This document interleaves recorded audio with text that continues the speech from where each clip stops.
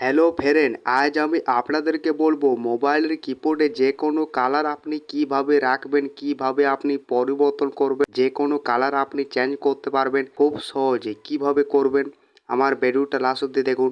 এই চ্যানেলে যদি নতুন হয়ে থাকেন ছোট্ট চ্যানেলটাকে সাবস্ক্রাইব করতে বলবেন না। হলে বন্ধুরা স্টার্ট করা যাক।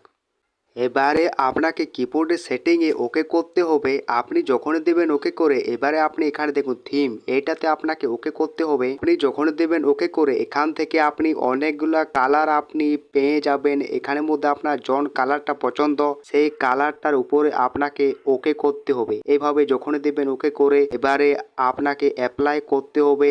এইভাবে আপনি যখনই দেবেন ওকে করে, কিবোর্ডে কালার পরিবর্তন হয়ে যাবে। এবার যদি আপনি আপনার কিবোর্ডে ফটো সেট করতে চান, ফটো লাগাতে চান, তাহলে আপনাকে উপধারে আসতে হবে। এবারে আপনি উপধারে দেখুন মাই থিম, এটাতে আপনাকে ওকে করতে হবে। আপনি যখন দেবেন ওকে করে, এখান থেকে আপনাকে যে কোনো একটি আপনাকে ফটোতে ওকে করতে হবে। এইভাবে যখন দেবেন ওকে করে, এবারে আপনার ফটোটাকে জুমটা এভাবে আপনাকে কমাতে হবে। আপনি যখনই কমাবেন, এবারে আপনাকে করতে হবে নেক্সট।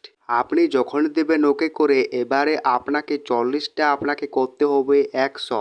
এইভাবে আপনি যখন দেবেন 100 দেবেন করে, তাহলে আপনার কিবোর্ডের ফটোটা ভালো পরিষ্কার দেখাবে। এবারে আপনি নিচের ধারে থাকান ডন, এটাতে আপনাকে ওকে করতে হবে। আবার আপনাকে অ্যাপ্লাই করতে হবে। এইভাবে আপনি কিবোর্ডে আপনি কালার লাগাইতে পারবেন, কিংবা আপনার কিবোর্ডে আপনার ফটো আপনি সেট করতে পারবেন। সো ফ্রেন্ড, আমার যদি ভিডিওটা ভালো লেগে থাকে, লাইক শেয়ার কমেন্ট চ্যানেলটা সাবস্ক্রাইব করতে ভুলবেন না।